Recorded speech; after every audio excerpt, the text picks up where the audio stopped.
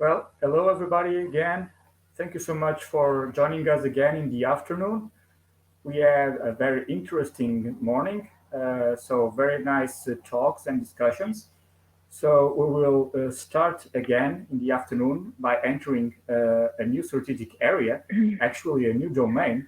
So from now on, we are working on the intersection of health and food with food and health, with strategic area number 3. So it's called Research and Development of New, Safe, Healthy, and Sustainable Food and Feed Products. To have the presentation of the strategic area, we will have Professor Rosa Aznar.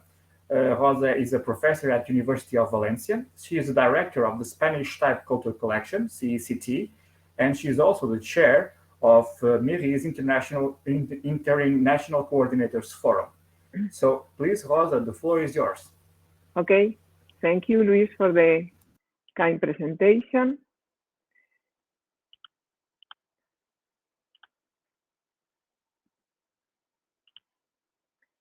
I see you can see my presentation now. Indeed. Yes, fine. Okay, so in fact, I will present the strategic area 3 in the research and strategic agenda of MIRRI, with focus on research and development of new, safe, healthy, and sustainable food and feed products. When preparing this area of the research and innovation strategic agenda, in the food sector, we see that the future of food innovation has to be in balance with a resilient food system. Innovation in the food sector is oriented towards healthy lifestyles and disease prevention. And in fact, there is a growing demand for organic and healthy diets with special attention to specific population groups, even also for low calorie and more nutritious food, and these are even to customize food. This functional food is a huge market of 147 billion in 2021, and it is expected to grow until 225 billion in 2027. But in addition to this production of new food, this food has to be safe for the consumers. So there is also a big concern on having alternatives to the use of chemical additives in the production of food in such a way that we can ensure the food system sustainability.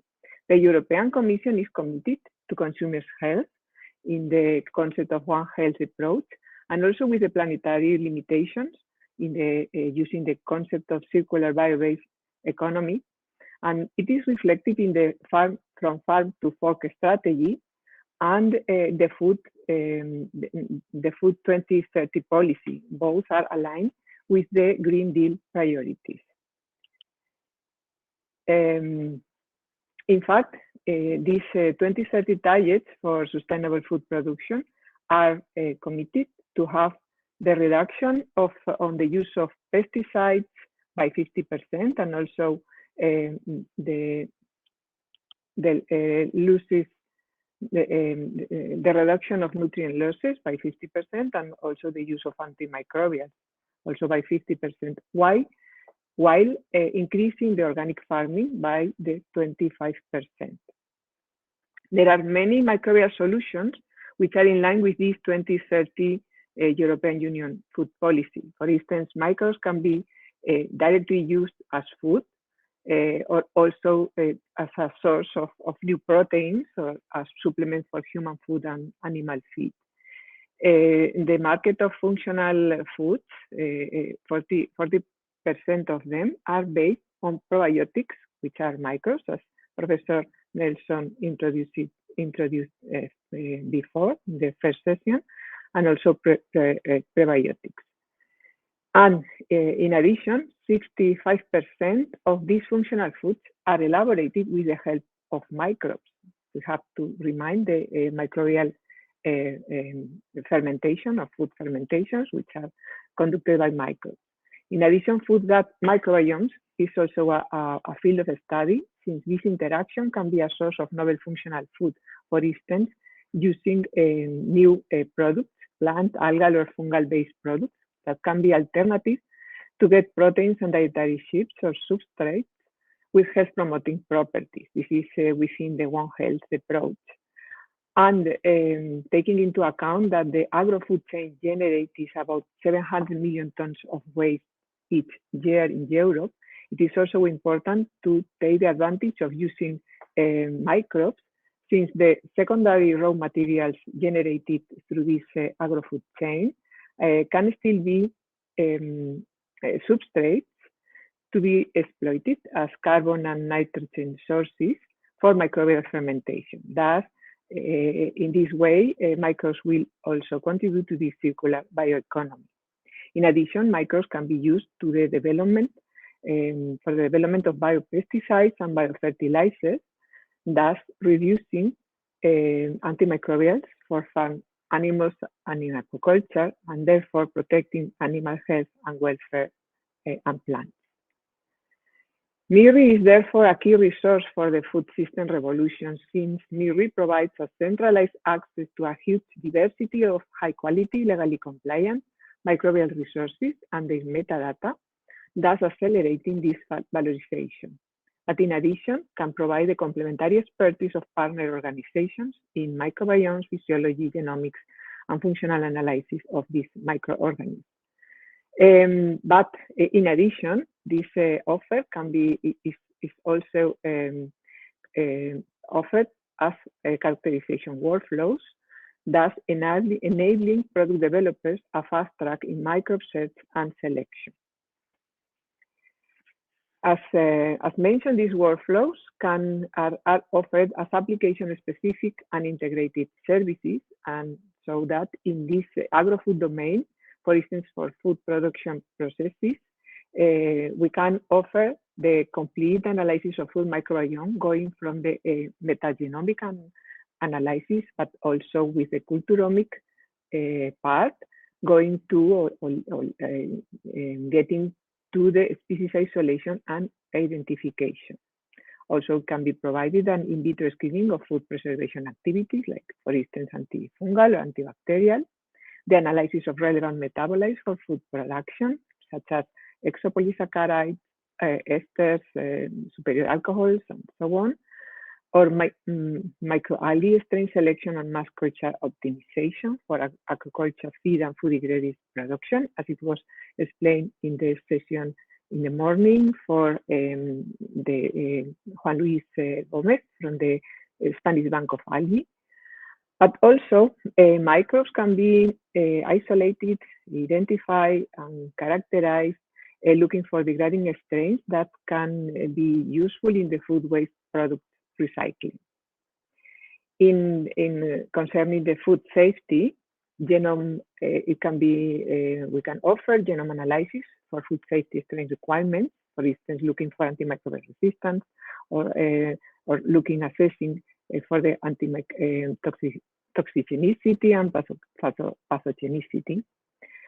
But we can also offer food safety assessment based on the genomic information according to the requirements from EFSA, if strains are going to be used in food, analysis of mycotoxin profiles, investigation of food contamination, just looking for the causal agents. This is all within our catalog of services as workflows.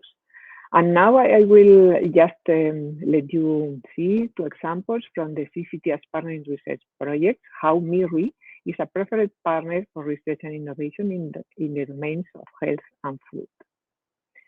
This is a project, Drinking Water Library, entitled Development of a Library of Malditoff Profiles for the Identification of Bacterial Strains Present in Drinking Water. It was funded by the Spanish Research State Agency in collaboration with a drinking water company, with the Barcelona, that supplies drinking water to the metropolitan area of Barcelona, and also with in collaboration with researchers from the University of Barcelona. The objective was to generate a Malditoff mass spectrum profile library for the identification of bacteria present in drinking water, to improve the routine analysis in these water laboratories, and also the efficiency in the management of this resource.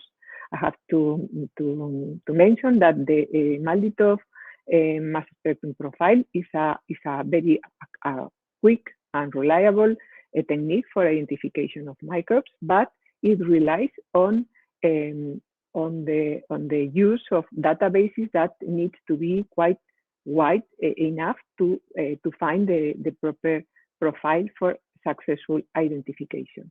In this project, more than 3,800 isolates from drinking water were analyzed by Malditov using the commercial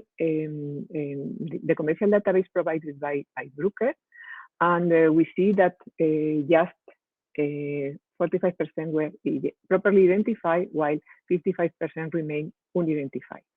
The strains that were not identified were clustered to select representative isolates of the different profiles.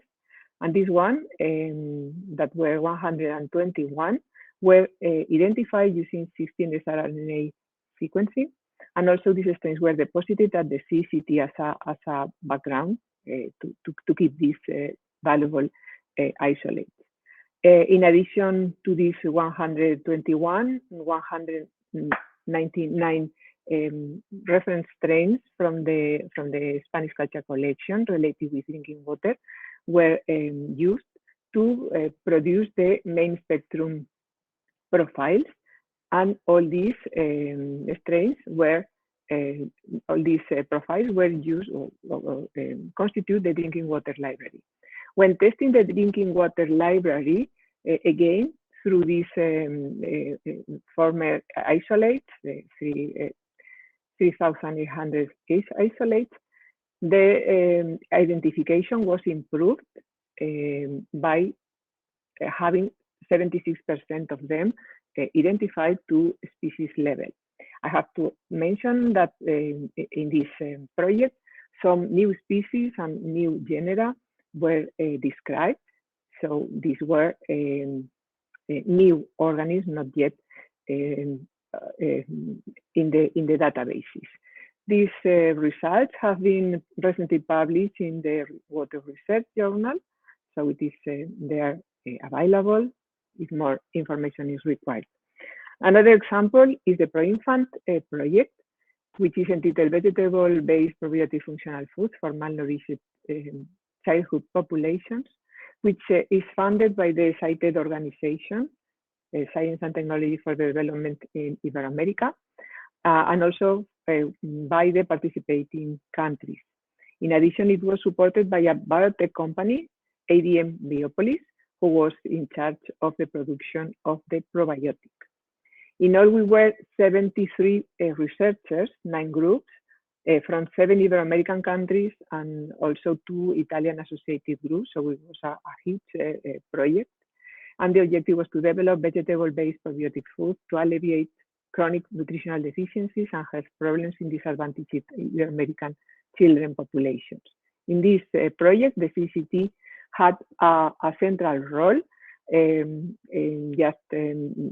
mainly focusing on the genome sequencing and analysis, that for food safety assessment, functional genes detection, and so on, that contribute to the selection of the more adequate strains, but also by depositing the strains that were under research to safeguard these strains that in addition were ready to quick deliver to the different partners in the project.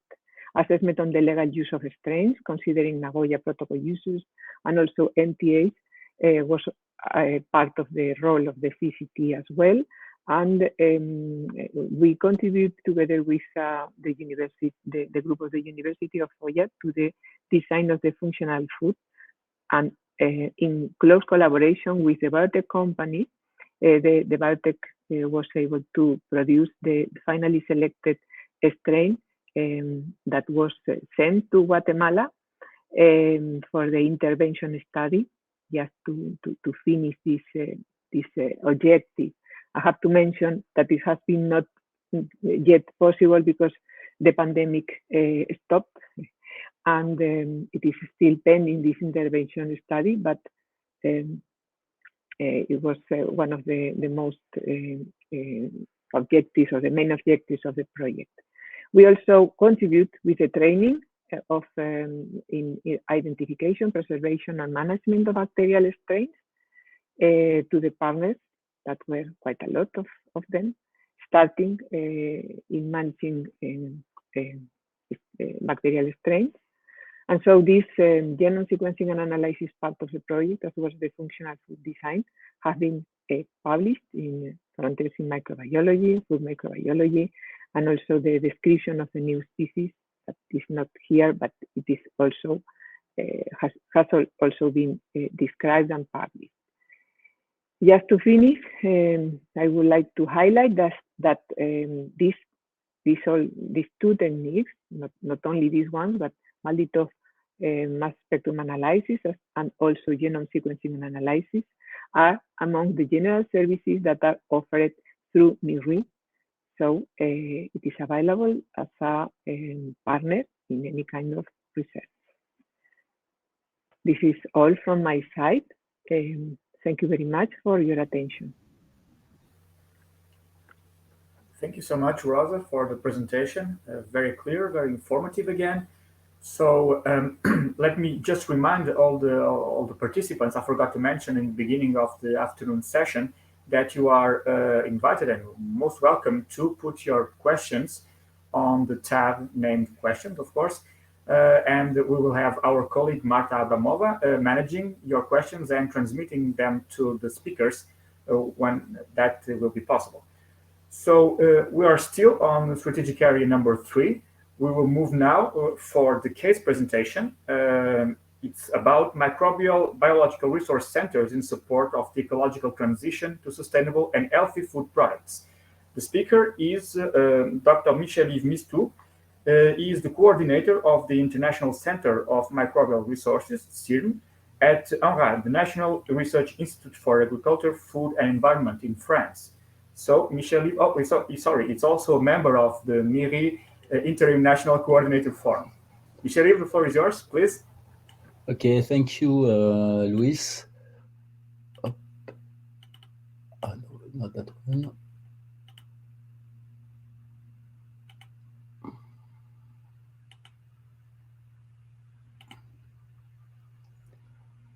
Do you see my screen?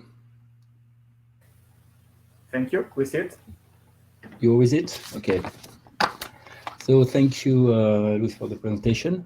So my seminar will be about the role that microbial BRCs can play in the support to ecological transition in the food sector. That was nicely presented by Rosa.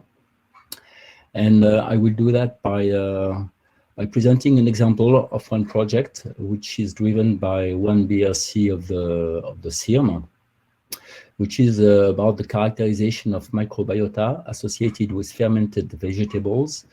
And it is a project led by CIRM BIA and with the participation also of the CIRM levure. But before starting, I will give you some elements about the CIRM. And first, from an institutional perspective, so the CIRM is a research infrastructure of INRAE, which gathers 5 specialized MBRCs. It is also one of the main actors of the microbial pillar of Agro-BRC RAR, which is a French national research infrastructures gathering BRCs of agronomical interest. And it is, of course, a long-standing partner of MIRRI. From the organization of the CIRM, so as I said, it's the network of 5 BRCs, which are located in different INRAE centers in France. The CIRM levure in Montpellier has a large collection of yeast from natural environment and also isolated from a diversity of food and beverage. We have the CIRM CF in Marseille, which has a catalog of filamentous mushrooms involved in the degradation of food and different type of vegetal molecules like cellulose and hemicellulose. But there will be a talk by Greg Folds later this afternoon after the coffee break, I think. The third BRC is the CMBP in Nouzilly, near Tours, which distributes human and animal pathogenic bacteria. The CMCFBP in Angers, which was a collection of plant pathogenic bacteria and of bacteria associated to plants, so which has both the positive and negative side of microbes associated to plants, and which can affect the growth of plants. And finally, so the CIRM BIA in Rennes, in Brittany, which is dedicated to bacteria of importance for the food industries, with many representative of the group of lactic acid bacteria. And so this is the project phlegma I want to present is, I will remove this little one, is led by CIRM BIA.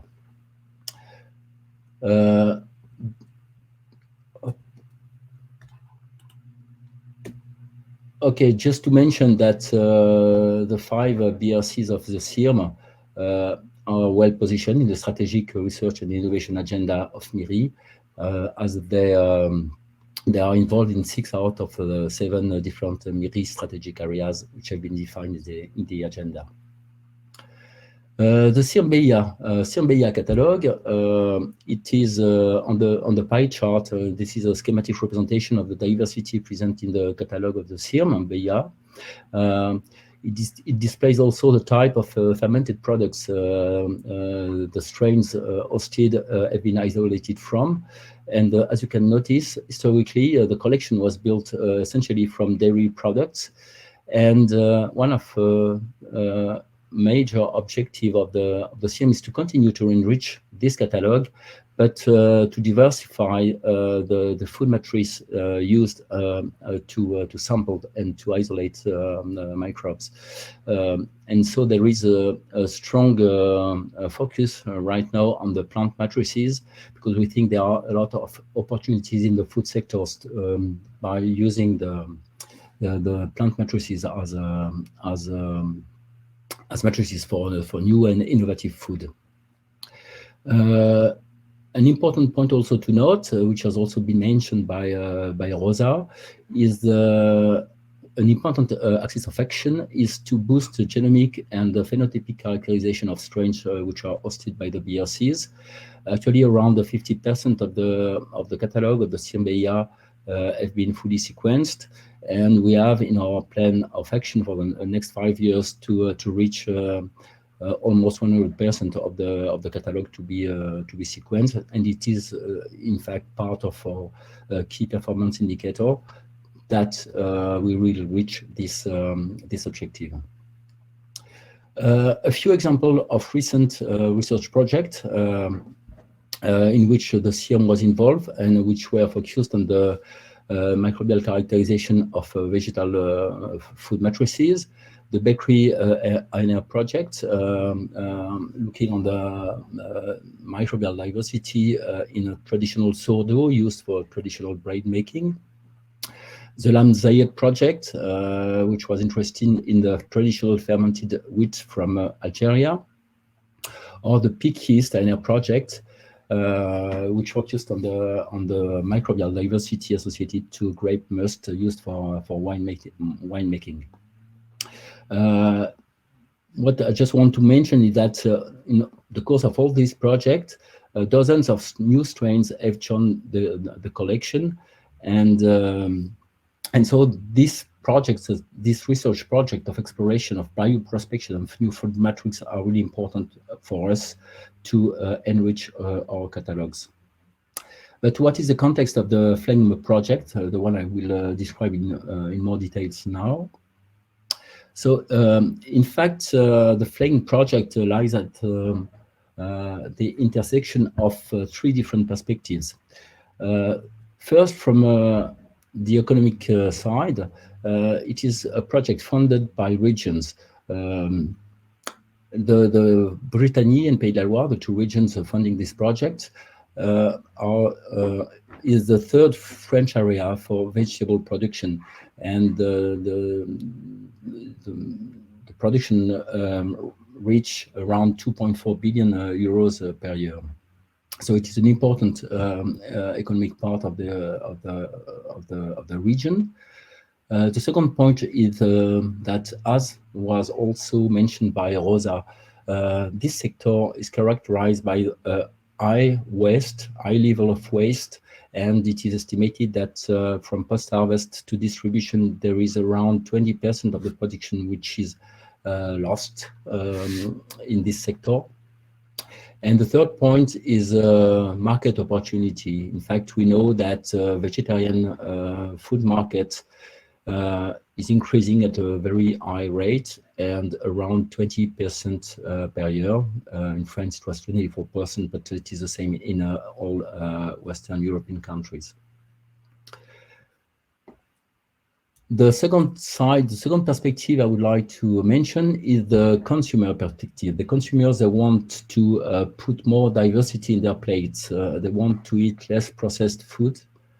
They want to be more proactive on their health, and they also want to preserve their intestinal microbiota, its diversity. They want to discover new tastes, and they want to renew the way of vegetable consumption. And the third point on which the FLANG project is lying is the technological perspective. We know that fermentation of vegetable is possessing a number of advantages. It is an ancestral way to preserve food. It is safe without additives. It is sustainable. There is no need for intricate supplies, and it is easy to set up at home, which explains why there is such a hype around the homemade fermentation of vegetables, and it is believed to have good nutritional properties. So this is all these reasons have led to the construction of the FLANG project that I will describe in a few figures and a few words now. So it is a participatory science project which led to the building of a community of 250 citizen fermenters. It is co-led by INRAE and Veggies. Veggies is a competitiveness clusters bringing together companies, research and training centers in the plant sectors. It is from the west part of France. The FLANG project gathered 28 partners, academic, SME, high school and college, and a lot of different type of partners, with the aim to structure a network of sustainable actors in the West region dedicated to vegetable fermentation and to its promotion. It is a pre-competitive research project, and one of the main objectives is to transfer scientific results and culinary knowledge to citizens, producers, and SMEs. It is a 3 years project from 2020 to 2023, and the budget was 600 kilo euros. How is it structured, the FLANG project? In 5 working packages. Working package 1 was about community building and sample sourcing, so construction of the community of citizens that was built on the internet, and organized sample collection, and also, of course, organize online questionnaire to the citizens. There were 2 main sources of samples. The citizen sourcing samples are coming from France and from Romania and Moldavia. And these 2 countries were chosen because in these countries, the fermentation of vegetable is a very lively tradition. And there is also laboratory sourcing samples, which was performed to have some controlled vegetable fermentation to check for hypothesis made from the initial citizen sourcing samples. There are then 2 technical working packages, work package 2 and 3, on microbiological and biochemical analysis of the samples. And the WP4 is more about sociology. It is a working package in which surveys on the practices and consumer perception are conducted. And finally, the working package 5 is about integration and communication of the results. What are some of the main questions addressed by the project? First, of course, composition of the microbial communities in homemade fermentation, isolation of strains, metabarcoding to have an idea of the diversity present in the different kind of samples were received. Then the metabolic functions carried by these microbial communities, the food safety. So, what are there some microbiological hazards associated to these products? Are spoilage or pathogenic microorganisms present? Nutrition, so detection of analysis of micronutrients present in the products and in which amount, and of course also the influence of the different parameters we have an idea of on the composition of microbial community, so statistical and correlation analysis, and also acceptance of organoleptic characteristic of this product, because as you can imagine, fermented vegetables are quite acidic. And so the main goals are to build strong communication channels with non-scientific communities, share the knowledge in a well-documented form for vegetable fermentation with both citizens and SMEs. We pay a special attention, of course, to the nutritional properties and the safety and culinary use of these products. From a MBRC perspective, we want to identify, isolate, and conserve the diversity of microbes associated with this product, and importantly, to make it fairly accessible to the scientific community. And most of the strains isolated in the course of the project are conserved by CMBIA and the CMLevure. And then also in the future suggest a set of microorganisms for building synthetic communities dedicated to plant-based food fermentation and to have more controlled process. What are the main preliminary results from the project? This is the standard microbial biological results I will give to you. So on the first pie chart on the upper right of the figures, it represents the diversity of fermented vegetables that have been received. So it shows a very great diversity, but three main vegetables are represented: cabbage, carrots, and beetroot. And on the left part, so we have measured the living lactic acid bacteria associated to the first 100 products received. So we observe that there is a wide range of living lab associated to the product, from 10 cube to 10 to the 8 living lab per gram of product. But more than 30% of the samples host more than 10 to the 6 living lab per gram of product. The pH was between 3 and 4, so the safety threshold is reached in all the cases, in all the samples we received. And in fact, no foodborne pathogenic bacteria nor sporulated bacteria were detected in any of the 100 products analyzed. We have isolated more than 45 species of yeast and lab, which have been integrated into the CM collection. They represent around 120 strains at the moment. And there are, of course, some species which are very abundant and found in many different vegetable fermentation, whatever their origin. And a funny and interesting result was that we observed that the cutting and the way the people were cutting the vegetable is in fact an important factor influencing the diversity of the final product. What are the perspectives of the film project? We have the metabarcoding analysis, which is ongoing, that will give us a more in-depth vision of the composition of microbial communities. But we already know that some very abundant bacteria cannot be cultivated with the standard method we used. So it is an important and interesting results, and that led us to develop and start to think to a culturomic approach in order to be able to isolate these abundant microbes that we cannot isolate at the moment. Of course, Sorry, correlation Michel, sorry to analysis. interrupt. Yes. You have to speed up a Hello. little bit. We are running out of time. Sorry. Yes. It's not. Yes, it's the penultimate one. So.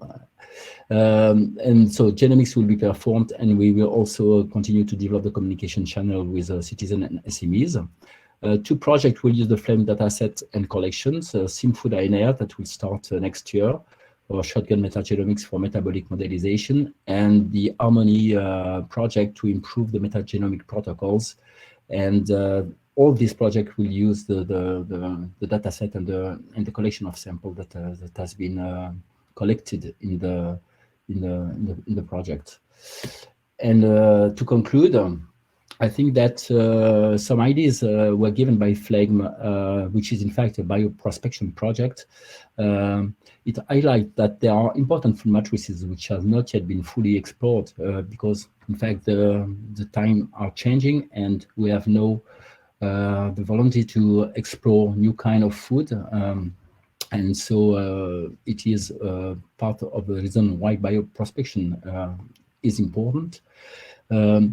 We have now opportunity to rationally enrich the catalogs and to ensure an important aspect, the ownership of strains. It is important for the MBRC if they want to valorize their collection.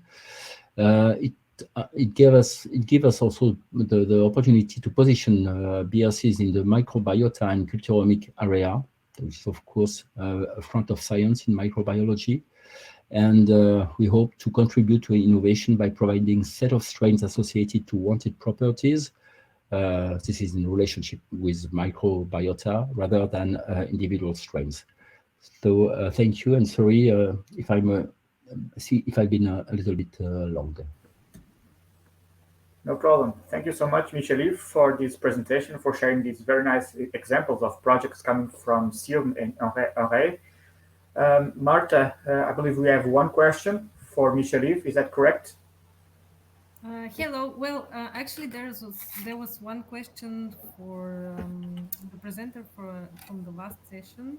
So there is no. But I believe there's a question arriving from Xenia Shakina. Yes. Sorry. So Xenia is saying that she was fermenting a lot for her family, and she's asking where I can read about your findings that the way one cuts veggies affects the fermentation process. Thank you. Yes, so the answer to this question is that we do not really know. Depends of what we call the fermentation process. In fact, all the products acidify very well. So this is rather the diversity of the final microbial community, which is affected by the way you are by the practice you use to prepare the vegetables. So clearly, yes, this is part of this is one of the parameters that will affect, and if it affects the microbial community, you can expect that it will affect, for example, the taste or the related properties, or maybe nutritional function, nutritional quality of the final product. But the basic process of fermentation, which is first the acidification, it works whatever the kind of practice you have.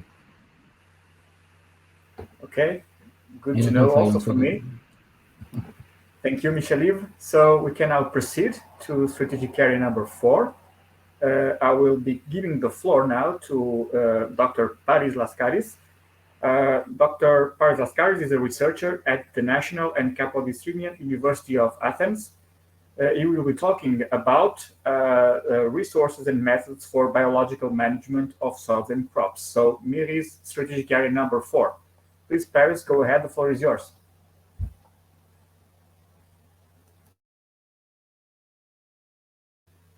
Paris, we cannot hear you.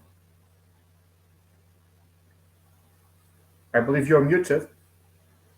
Okay, sorry, yeah, just a second. You can okay, see. That's fine, thank you. Can you see on the full screen? Not yet, at least okay, not sorry, me. let me just try again.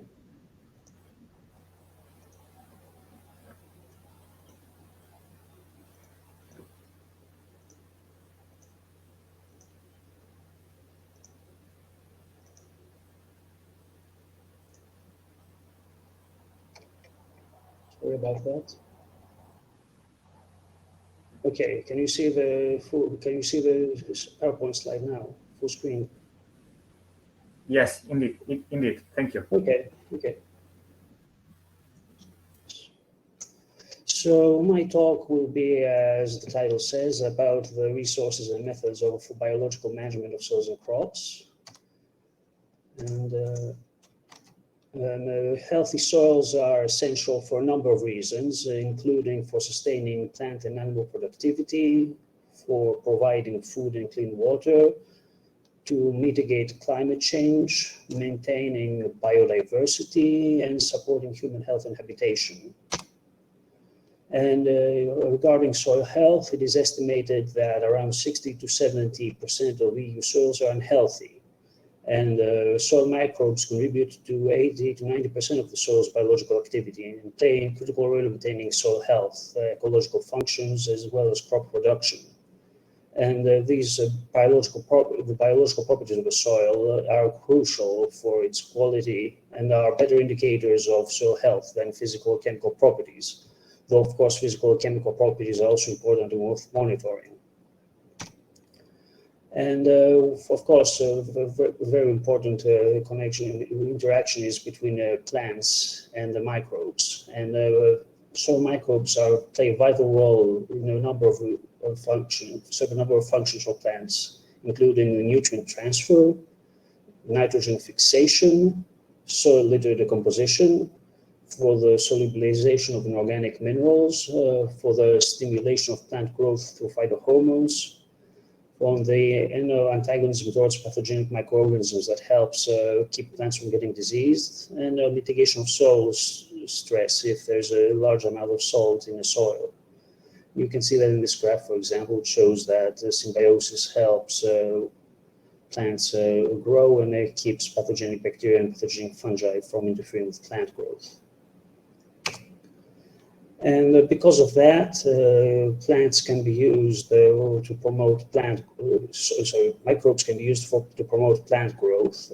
And chemical fertilizers increase the cost of agricultural production and will deteriorate soil quality, whereas microbes have a low cost and can reduce the crop's requirement of nitrogen by 50 to 70% and increase its yield by up to 20%. So it has been estimated that using beneficial microbes could reduce the usage of chemical fertilizers by half. So there's great interest. You see in this graph that microbes can promote growth in a number of ways, such as by nitrogen fixation, phytohormones, releasing ACC deaminase, by producing water-soluble V vitamins, phosphorus solubilization, siderophore production, as well as more direct methods that I'll be talking about later, such as plant biocontrol. And biocontrol is something that's of great interest, since microbes or their secondary metabolites can be used as biocontrol agents. In this role, they can cause large reductions in pathogen numbers or pathogen virulence, which can help reduce the dependence of farmers on harmful pesticides. As a result, biocontrol agents can have a major role in the development of sustainable farming systems. You can see here in this graph, for example, how if it's possible to isolate rhesus-free organisms, purify them, and then isolate biocontrol agents that can produce things like antibiotics, toxins, siderophores, hydrogen cyanide, volatiles, lytic enzymes, or to induce systemic resistance in plants to help the plants themselves to combat plant pathogens. And this is another graph that shows this interaction with the pathogens that infect plants, and the biocontrol agents can produce antibiotics that antagonize the pathogen or to elicit systemic resistance on the plant itself to help it combat the pathogen. And of course, beyond the plants, soils have a significant effect on human health. So that's why it's important to have healthy soils, to have healthy people. The most direct method, of course, is for soil microbes to affect human health directly by infection. If there are pathogenic bacteria in soil, they can infect humans. There is a more indirect method of them acting as reservoirs of antibiotic and antifungal genes, or resistance genes, antibiotic resistance genes that can be acquired by pathogens, and this can make them resistant to antibiotics. And with that, there's a very large reservoir of antibiotic resistance genes in the soil, because antibiotic producers also have resistance genes, and these genes can be passed on to pathogens. This has been documented. And an even more indirect method is by altering the human microbiome, since plant microbes the plant microbiome is affected by the soil, and consuming plants can easily consume plant microbes can easily reach the gut microbiome, thus affect the human microbiome, which is what this graph shows, where if there's a good microbiome in the soil, it will affect the plants, which will again lead to a healthy gut microbiome, which is conducive to good health. Whereas if there is a healthy soil, then the plant microbiome won't be very good, and this might lead to poorer health in humans, since the gut microbiome in the humans won't be that good either. And because of all these reasons, there's a great interest in research and in advancing this area and ensuring that there are healthy soils in the EU. And one mission of the Horizon Europe is Caring for Soil is Caring for Life, which has been proposed with the goal to ensure that by 2030 that 75% of EU soils will be healthy and able to provide essential ecosystem services. In this program, you can see a diagram of how it's supposed to function here. One important function is training, communication, and citizen engagement in order to get the public interested and aware of this situation. The other thing is living labs and lighthouses. Living labs are research laboratories, and lighthouses are areas that can communicate the findings to the EU in general. And this can be done for monitoring and indicators. There are 8 indicators for soil health. These include the presence of soil pollutants or excess nutrients and salts. The second is the organic carbon stock that's within the soil. The third one is the soil structure to ensure the soil bulk density. The fourth one is the soil biodiversity, which is of course where the MIRRI comes in, since biodiversity is what we study. The fifth one is the soil nutrients as acidity. And the sixth one is the vegetation cover of the soil. The seventh one is the landscape heterogeneity. And the eighth one is the forest cover of the soil. And there are other relevant Horizon Europe clusters as well, beyond that one, which is the most relevant, of course, which is the food cluster, since plants will obviously grow in the soil. Bioeconomy, since biocontrol agents, and for example, there are the natural resources, since soil is a resource, and of course agricultural environment. And beyond the caring for soil and caring for life, also a climate resilient Europe is an important mission regarding to soil health, since soils can play a role in mitigating climate change. But beyond those, there are other EU programs that are involved in this, that are related to this, such as since healthy soils are required to fulfill the European Green Deal, the Common Agriculture Policy, the Water Framework Directive, the Habitats Directive, the Circular Economy Action Plan, and the Soil Thematic Strategy. And outside of the EU, this area is also extremely important for the UN as well. And a number of the development goals are also require healthy soils, such as zero hunger, good health and well-being, clean water and sanitation, the responsible consumption and production, climate action, and life on land. So MIRRI can play a number of roles in ensuring their healthy soils, such as, obviously, the first step is to study the soil microbiome, to unravel the microbial populations that support healthy ecosystems. So we need to know which microbes play a role in healthy soils.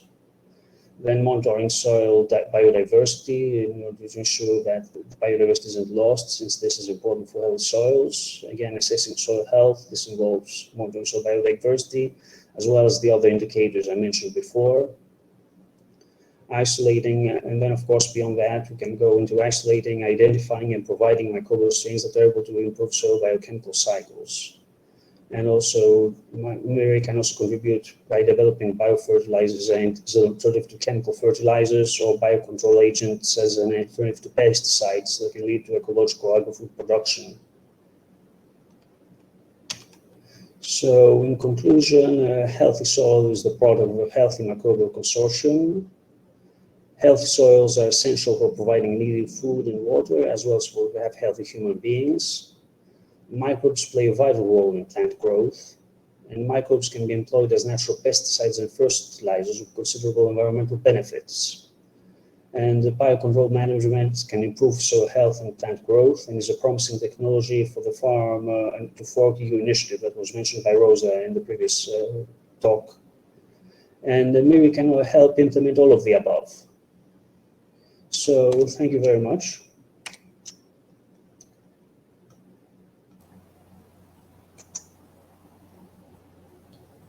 Thank you very much, Paris, for this great presentation. So, yes, I thought I'd talk a bit faster would help catch up. Yeah, thank you so much for that as well.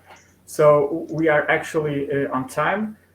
We now move to the case presentation concerning this strategic area. So it's about arbuscular mycorrhizal fungi, key organisms for improving crop production. I regret to inform that it will not be possible for Professor Stéphane de Clercq to be with us today, but he will be very well replaced by Dr. Sylvie Kranenbroek, also from the Université Catholique de Louvain, who will present this example of application of microbial resources on the field of agriculture and food production. Thank you, Sylvie. Please go ahead. The floor is yours. En 2050, il faudra nourrir plus de 9 milliards d'êtres humains sur Terre. L'agriculture va devoir produire encore plus, mais elle doit aussi s'adapter au changement climatique qui bouleverse ses habitudes. De nouveaux insectes ravageurs ou encore des inondations. Comment relever ces défis qui attendent l'humanité ? Je vous emmène à la rencontre de microbiologistes et de bio-ingénieurs qui préparent l'agriculture du futur. Et si tout restait à découvrir ? Avec l'accroissement de la population et le réchauffement climatique, l'agriculture doit faire face à des défis énormes. Il va falloir produire plus et mieux, c'est-à-dire dans des conditions plus durables. Et si je vous disais que les petites billes que je tiens dans ma main font peut-être partie de la solution, qu'elles sont peut-être révolutionnaires pour l'agriculture ? Elles ont été mises au point par des chercheurs en microbiologie de l'UC Louvain. Et je peux vous dire qu'ici, l'agriculture durable est prise très au sérieux.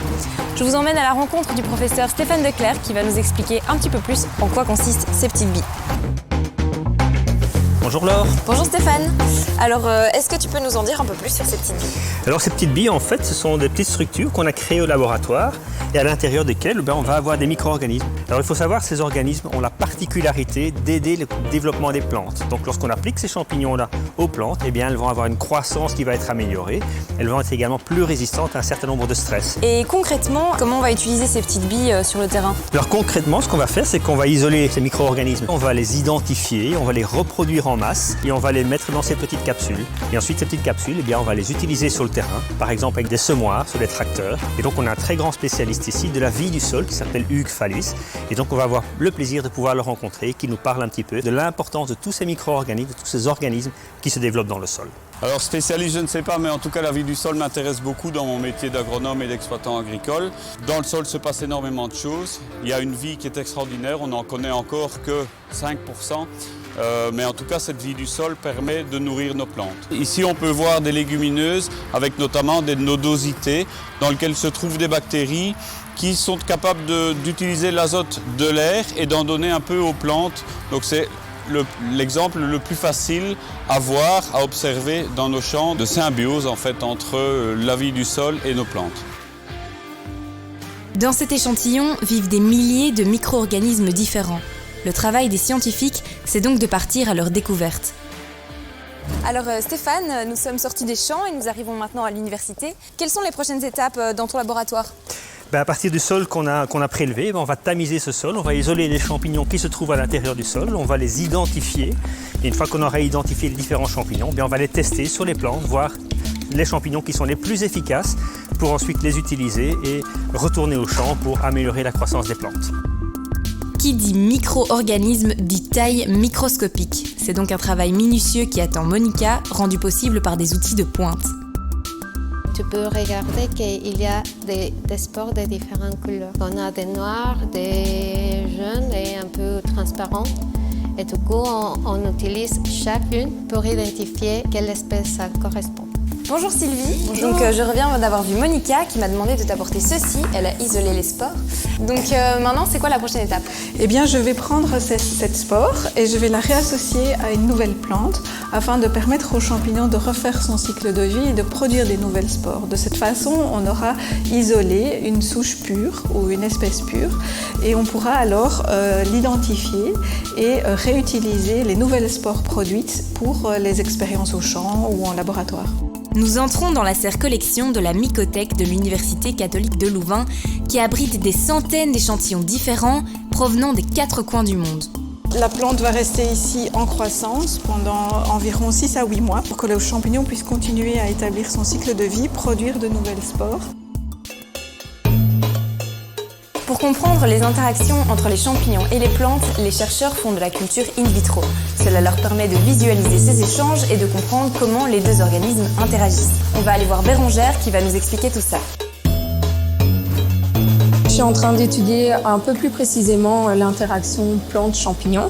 Et donc, comme tu peux voir ici, il y a un transport entre la plante et le champignon.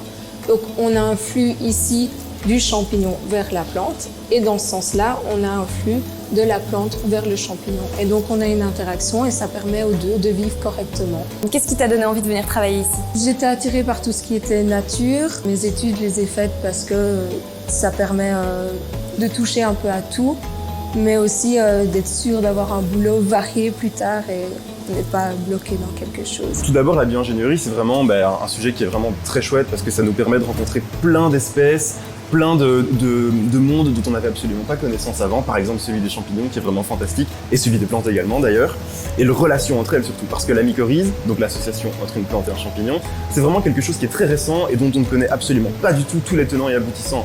On ne connaît pas du tout tous les processus biochimiques et moléculaires qui la gouvernent, ni tous les gènes qui sont impliqués, et donc il y a vraiment encore beaucoup de choses à faire. Les études de bio-ingénieurs sont effectivement des études qui sont très prenantes parce qu'à la fois elles associent la notion d'ingénieur, donc de découvrir des solutions, de développer des solutions, et la notion de biologie où on s'intéresse au vivant. Donc il est très important d'avoir des personnes intéressées, d'avoir des outils, d'avoir des financements qui nous permettent d'aller chercher ces micro-organismes-là qui, pour un grand nombre d'entre eux, peuvent représenter la pharmacopée de demain. Aujourd'hui, on connaît 5% à peu près de la diversité. Imaginez-vous ce que peuvent représenter ces 95% restants pour la santé de l'homme, pour la santé de l'environnement. Et effectivement, on a besoin de vous pour venir nous aider à creuser, à aller plus loin dans la connaissance fondamentale, la connaissance basique de ces organismes au service de l'humanité.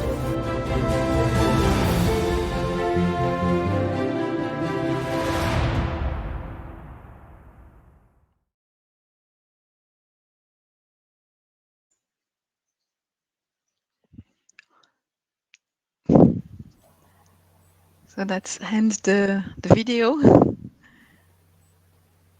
You still have some time left if you want to say something else to add, or we can expect perhaps some questions from the audience. Yeah, that was the idea. Just maybe to precise the context of the video. So it was done within the MIRRI project, and the target audience is the young generation, and to attract them, their interest to the microorganisms. So that was the main topic, the main target people of this video. Okay, very well, thank you. It's the first of a series of videos that is being produced under the project, as you have mentioned. So very soon we expect to have them online on the website of the project as well as on MIRRI website. Yes, sure. This is the first one. Thank you so much. Thank you. Thank you so much, Sylvie, for that. we are actually ahead of schedule right now, so we can have questions from the audience. Marta, any questions? Yes. Well, there is one question from Mateus Will. He's asking, is the question of potential invasiveness of species, for example, AMF fungi, considered within this project? And is it also the topic of interest within MIRRI? Is the invasiveness, you mean the introduction of species when working on crops? This is what I imagine. This is what it means. Okay. Yes, exactly, he says. Well, we have different research projects.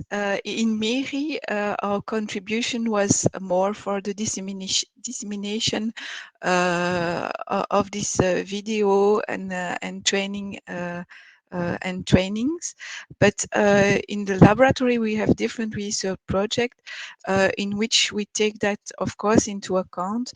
And the idea that we are mostly working on, it's to take strain from specific area, from specific crops, to precisely avoid this the introduction of very invasive fungi, and we put in parallel biodiversity studies also on the fields from which we make the cultural mix of the strain.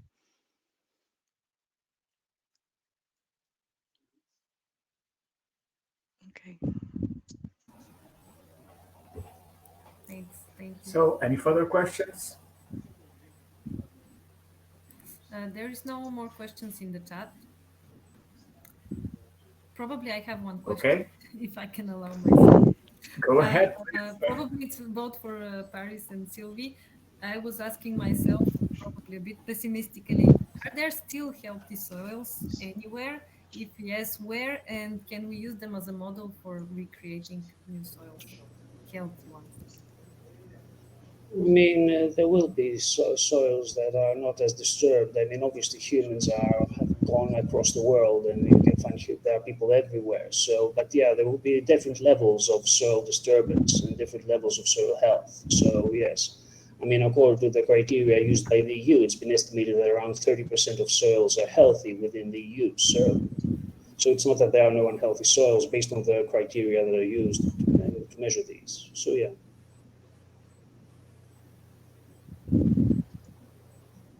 Thank you. That's reassuring. Thank you. Okay, thank you both for your interventions and for answering to these questions. I believe we can now proceed to the next strategic area. So we are now entering the broad domain of environment and energy inside MIRRI strategic agenda. The first presentation will be given by Professor Giovanna Cristina Varese. Giovanna Cristina Varese is a professor at University of Torino. She is the scientific head of the Micoteca Universitatis Laurensis, and she is the coordinator of the joint research unit MIRRI Italy, so MIRRI's national node in Italy. Cristina is also a member of MIRRI's Interim National Coordinators Forum. She will be talking about, as I said, the strategic area number 5, which deals with resources and methods for biomonitoring and or bioremediation of microbial pathogens, persistent organic pollutants, and plastics in soils and waters. So, Cristina, the floor is yours. Thank you. Yeah, thank you for the presentation. I will try to share everything.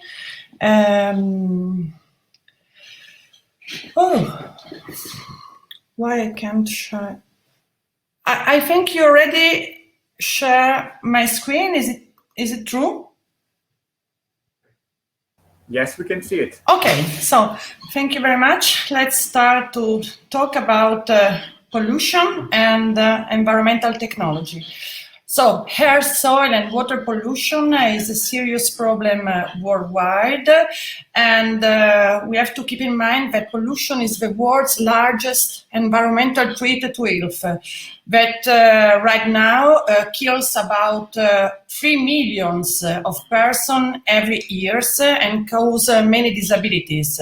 3 million of persons means that pollution kills 3 times more than AIDS, tuberculosis, and malaria combined, just to give you an example.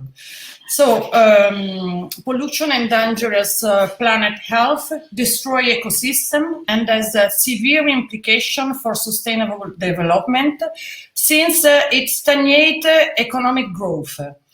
Despite this, economic pollution remediation is often neglected and does not get resource commensurate to its impact.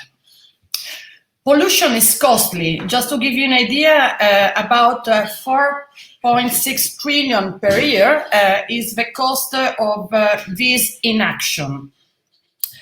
And as recently stated by the World Bank, for example, the heavily polluted water is reducing economic growth by up to a third in several countries.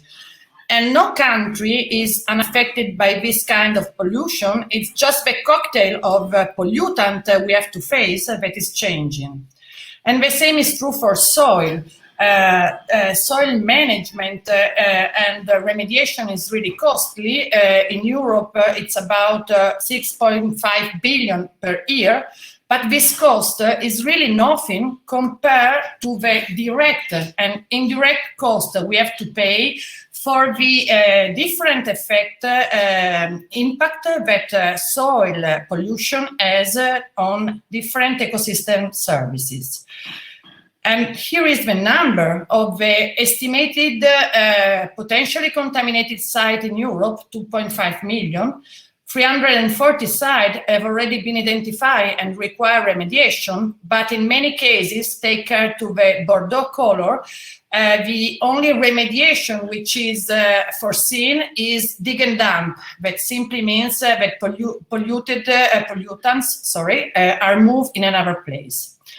And then we have to take into consideration that the nature of pollutant is changing. In the last 70 years, we have created 140,000 new chemicals. Many of them are produced in great volumes, but for most of them, we have never tested toxicity and safety. And finally, we also have created a new environment, the plastisphere.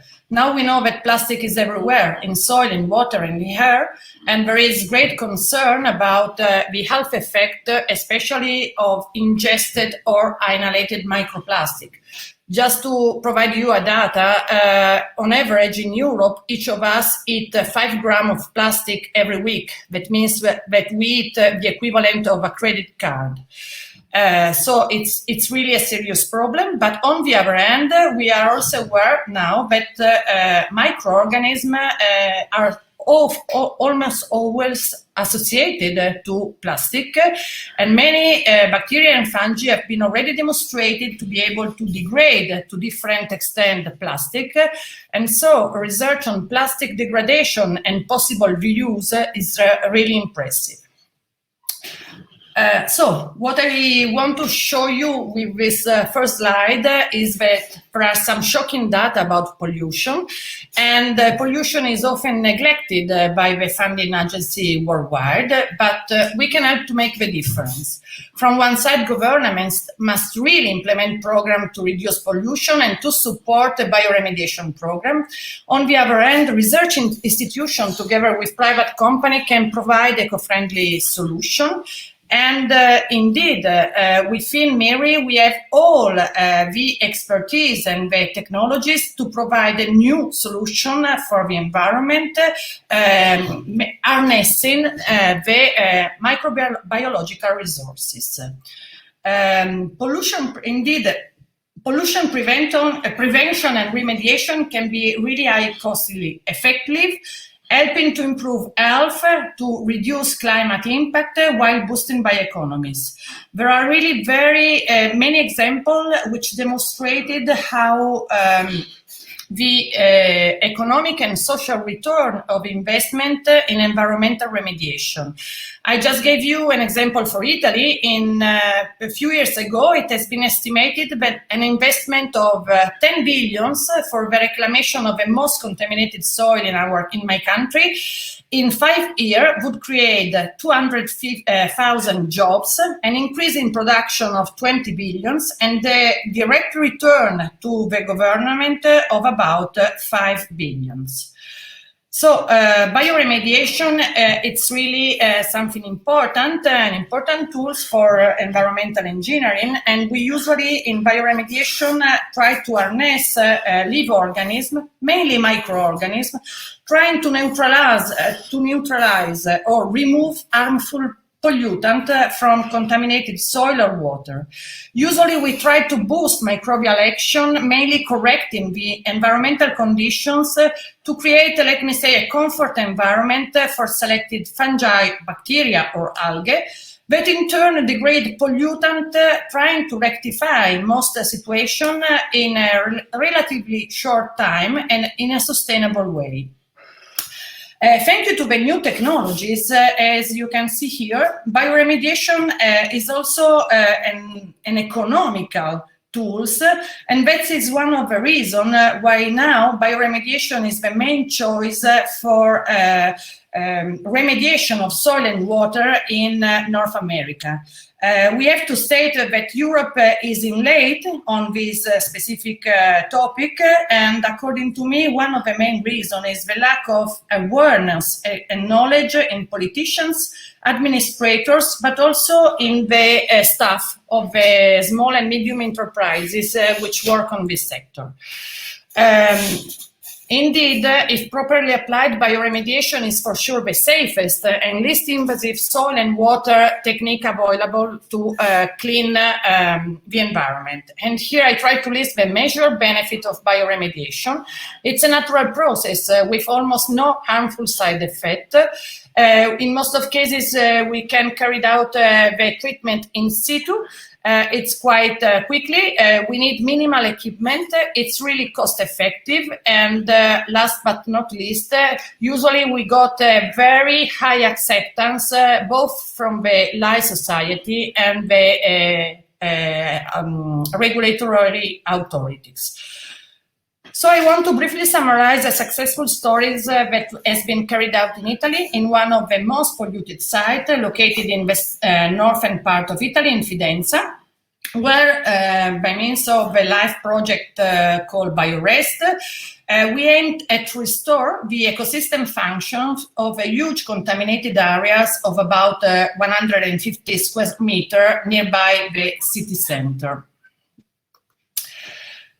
The soil was highly contaminated by polycyclic aromatic hydrocarbon, monoaromatics, and alkane because of the long history of industrial exploitation from the end of the 19th century. It was bombed during the Second World War, and then petrochemical industry was working until 2003, when started the disposal of industrial installation and the soil remediation with traditional techniques, which however were not really effective, and hence there was room to improve the process by means of a bioaugmentation approach. That means isolate and reinoculate in high concentration, in our case, autochthonous fungi and bacteria coming from the same environment. Hence, we perform the isolation, the identification, and the replication of more than 500 isolates of fungi and bacteria, using the main pollutant of the soil as soil carbon source and different culturomic approach to try to isolate really specific microorganisms. During the project, novel innovative screening were set up for the quantitative evaluation of the pollutant biotransformation, for the production of biosurfactant, for the production of oxyzyme, and Finally, we also selected the fungi and bacteria for their capability to grow at different temperatures and on low-cost carrier. In this way, we were able to select 30 fungi and 30 bacteria, which were further tested for their bioremediation properties in different combinations in micro and mesocosm to understand the synergies and or possible drawbacks, and all these trials were coupled with ecogenomic techniques to assess really what was happening in the micro and mesocosm. And in this way, we were able to select the best consortium, which has been created assembling 6 different fungi and 4 bacteria. And this consortium has been used to colonize the biopile. And here you can see the result. The bio-augmented biopile really degraded pollutant much faster and more efficiently than the traditional biopile, resulting also in a significant reduction of the toxicity, which was almost half respect to the traditional biopile, hence demonstrating the really efficiency of the microbial consortium setup. A final phytoremediation step led to almost all the disappearance of the pollutant, and several plants, more in detail, Fesciu, Miscanthus, and Sorghum, was the one more effective in the final removal of hydrocarbon. So I really selected this case study because it is a successful example of collaboration between research center and industry, which took into consideration 3 of the pillars of MIRRI, which are outstanding science, cutting-edge technologies, and a strong communication plan to provide solutions for an healthy environment. Indeed, the major result of the project was the development of an optimized remediation protocol through the selection of a microbial consortium, the industrial scale-up of the production of microorganisms, and the industrial soil restoration, demonstrating feasibility and sustainability of the process. And these are the reasons why the EU asked us to write down the guideline for effective and sustainable bioremediation procedure to spread best practices all over Europe. But the project really put a lot of effort also in the increase of awareness of the different level of lay society. And similar successful stories within the MIRRI consortium can be told for the removal of persistent organopollutant from water, or for plastic degradation, or for the increase of waste management and valorization, or for the creation of biosensor.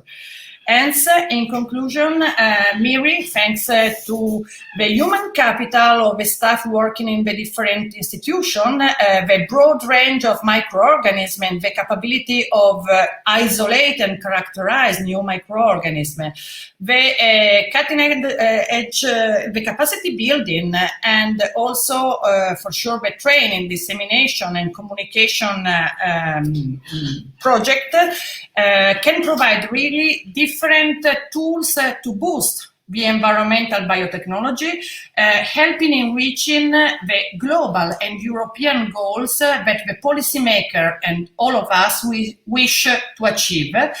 A transition to bioeconomy and circular economy that will guarantee a clean environment, good health and well-being, and hence happy people. So, thank you.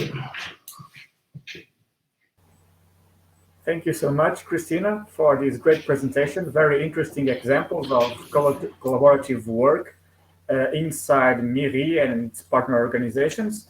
So we keep on the same kind of registry inside the same strategic area. We will now have a presentation about collaborative work experience in the field of oil bioremediation with industrial partners. The speaker is Professor Maria Cuyuquina. Professor Cuyuquina is affiliated with the Perm State University as a professor, and also with IEGM, the regional specialized collection of alkanotrophic microorganisms at the Institute of Ecology and Genetics of Microorganisms, Perm Federal Research Center at the Ural branch of the Russian Academy of Sciences. So, Professor Kuyukina, the floor is yours, please. Thank you very much. Dear colleagues, good afternoon. I'm trying to download my presentation, my screen. Try to do it again.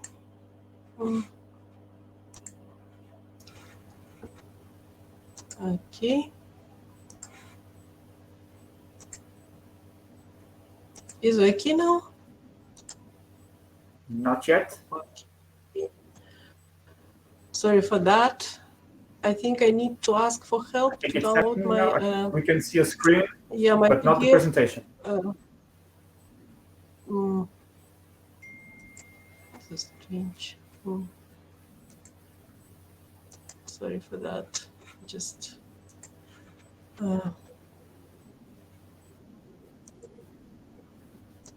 Okay. I'm sorry so much for that. You have to open your PDF first on your desktop. Okay. Okay, I will. And now you can send it. Okay. Sorry. Just try to find it. Is it?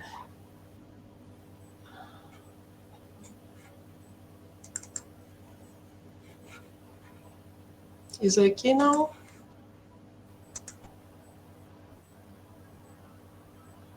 I will share. Yeah, you have to share the entire screen. Okay. Oh. Not yet.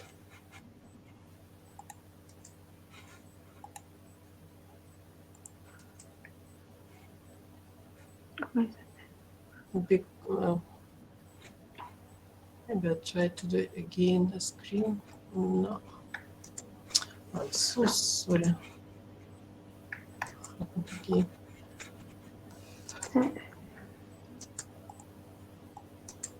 Automatic.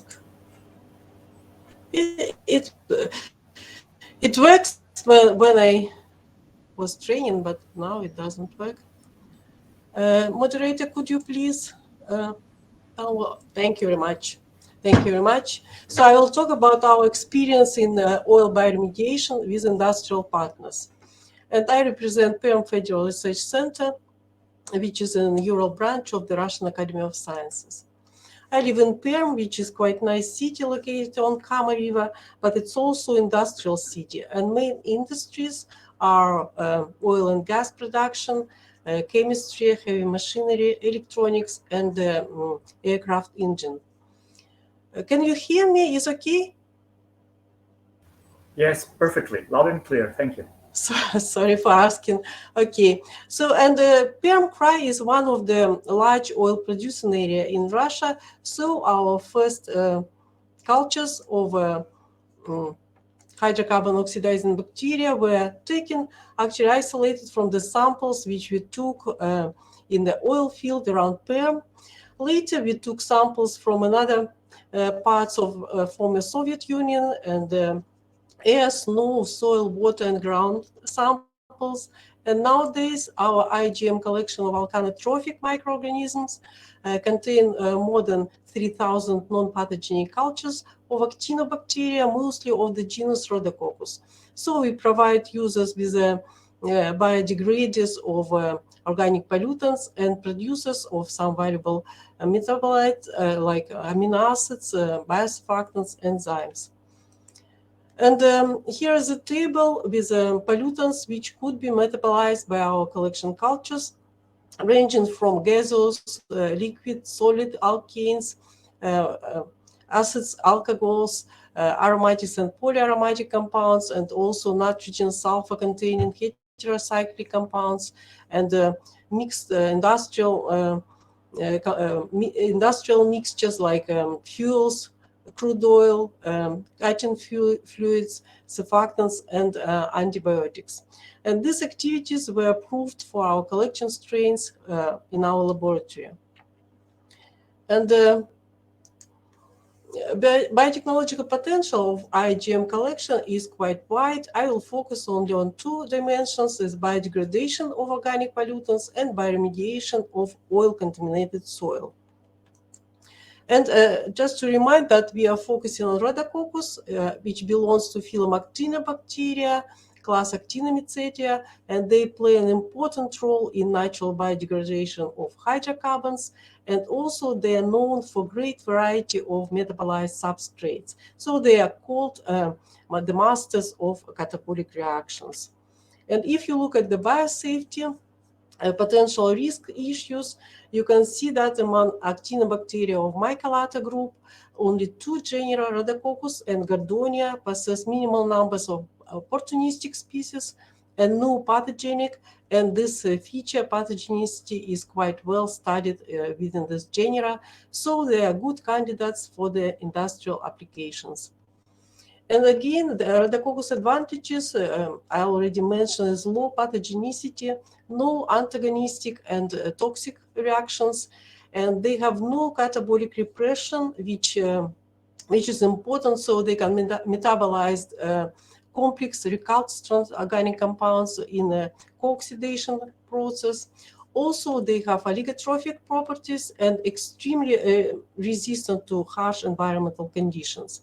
They produce biosurfactants and could adhere easily to hydrophobic liquid and solid surfaces. And also they have genome plasticity, which helps in genetic manipulation. Depending on the carbon source, the Rhodococci produce different growth patterns on the solid media, quite nice, beautiful. Also, they have intracellular features, for example, for lipid storage, for polyalkanates and polyphosphates. And also the membrane is quite interesting. So they have features which increase the uptake of hydrophobic substrate inside the cells, into the cells. And as I mentioned already, genetics of Rhodococci is quite interesting. They have a big genome with many alternative pathways. So we are looking for new enzymes, for new pathways for the degradation of recalcitrant compounds. For example, we are looking for lacases, and bacterial lacases are not so well studied as fungal enzymes. So they have some advantages also, is a pH stability and thermal stability. So we study lacases at the genetical level or in a physiological level produced by Rhodococcus. Also, Rhodococci produce biosurfactants, is quite well known, with good interfacial and emulsifying properties. So we studied these biosurfactants produced by different species, and we found that glycolipid, where sugar moiety is trigalose, and hydrophobic part is a long-chain fatty acids of different structures, so-called mycolic acids. And if you want to know more about the industrial applications of Rhodococci in bioremediation, in biosurfactant production, you can read the second edition of this Biology of Rhodococcus book, which was issued in 2019. We use combined system of atomic force and confocal microscopy to study the surface properties of Rhodococcus cells upon the action of toxic compounds, for example, organic solvents. And we study nanomechanical properties like elasticity, adhesion. So we build the adhesion maps to know more about this process. Also, scanning electron microscopy is quite useful. So Rhodococci produce a quite complex growth cycle. In favorable conditions, they produce branched mycelium, which break down into the short rods under harsh conditions, and also even cyst-like cells. So they can persist for a long time in starvation conditions, for example. Also, because of these large cells with a rigid cell wall, they can be resistant to the protozoan predation. Self-embolization is also a good feature. Rhodococci produce granules when grown on hydrocarbons, even aggregates like multicellular aggregates. So this multicellular life form is accompanied with a dramatically changing of morphology of cells, surface charge, and membrane permeability. Our collection has an interactive database of strains,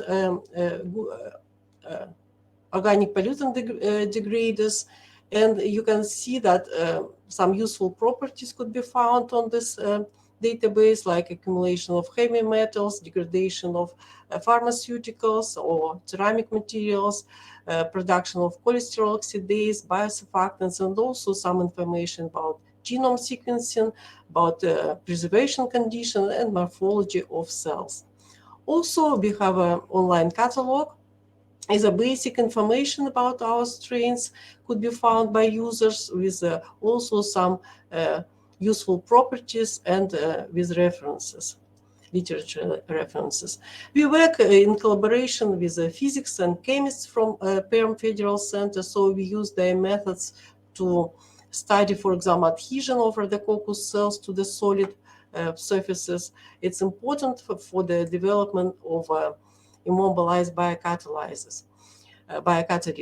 And here in infrared camera, you can see that hydrophobized sawdust, for example, contain more higher numbers of immobilized cells, so it could be better for the using as a biocatalyst.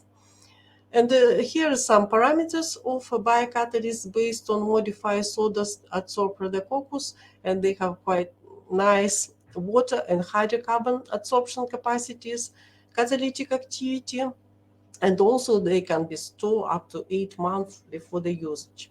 And it's known that bacterial cells, when they immobilized, much more resistant to harsh environmental conditions. They are more stable, and sometimes they are more active. So we tested our biocatalysts in laboratory conditions, and also we use different materials which are wastes. Actually, is a corn cobs, chicken feathers, charcoal, or mineral supports to produce this different types of biocatalysts. Also, we develop oleophilic biocatalysts, which is stabilized by rhodococci biosurfactant. And it also has some advantages as a high affinity to petroleum hydrocarbons and also slow release of mineral nutrients from the oleophilic matrices, which is good for soil bioremediation. So we field tested our biocatalysts in oily waste treatment sites together with our industrial partners. And one of the partners is a Priroda Perm company, which is also located in Perm. And this company is some of our former students work in this company, so we understand each other, so we can test our strains, our techniques, bioremediation techniques using their facilities. They have license to work with solid and liquid oily wastes, and also they do a lot of bioremediation. So actually we collaborate with this company for more than 15 years already. So we had several projects on crude oil contaminated soil bioremediation, also for the oily sludge bioremediation. And based on these results, we developed the bioremediation scheme, which is actually similar, which Christina showed.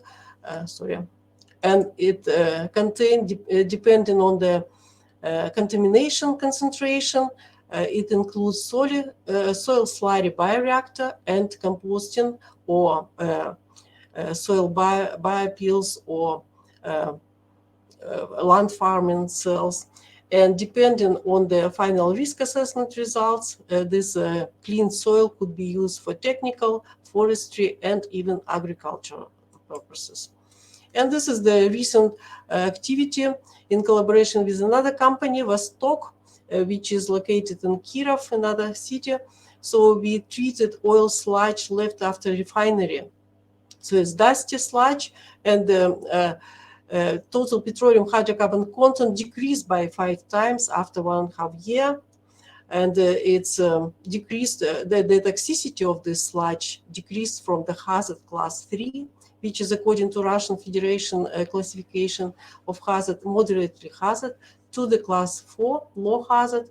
And this summer, we obtain the further decrease to the class 5, which is no hazard. So we obtain the commercial product, soil, which can be used for different purposes.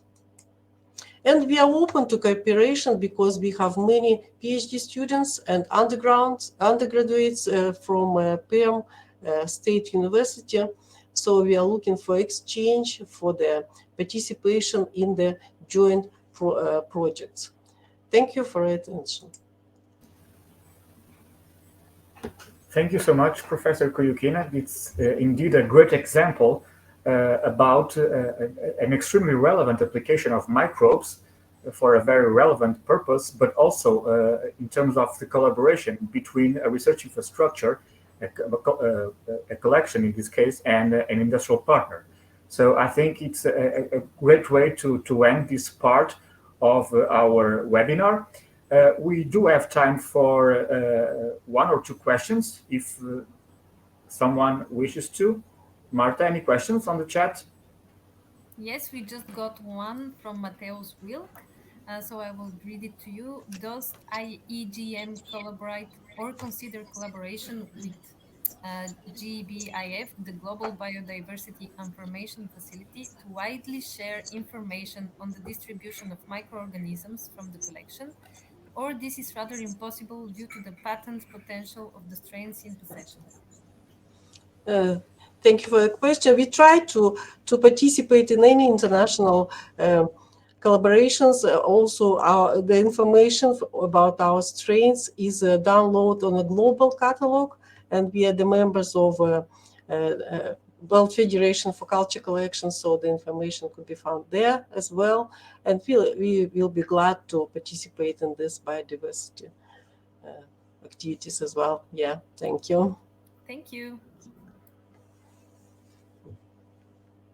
Also, there is a question from Jean-Luc Legras. Both presentations presented nicest example of pollutants that were degraded biologically, but do we have an idea of the proportion of situations that can be solved using bioremediation? Can all situations be solved? Well, I would say, of course, not. And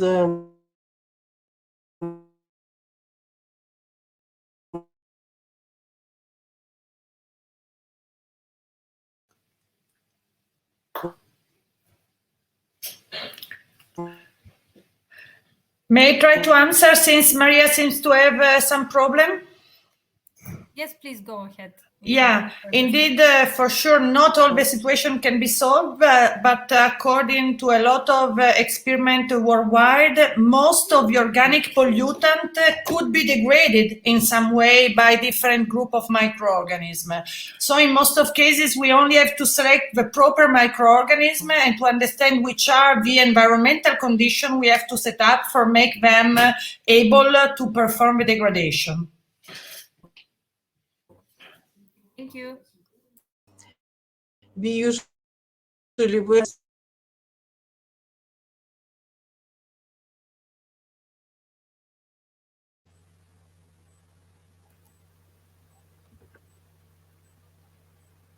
Okay, seems that not be possible.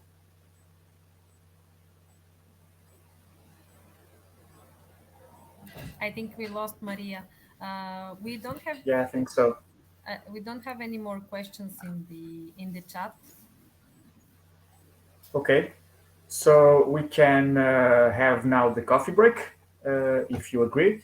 I have been asked to inform all the attendees that in order to reconnect after the coffee break, first you have to disconnect from the current session and to click again on your personal link and select the 1555 session. Okay, please don't forget to do that. So we have now about 10 minutes for a coffee break. We should be back at 15:55. So in 15 minutes more or less. See you soon. Enjoy your coffee.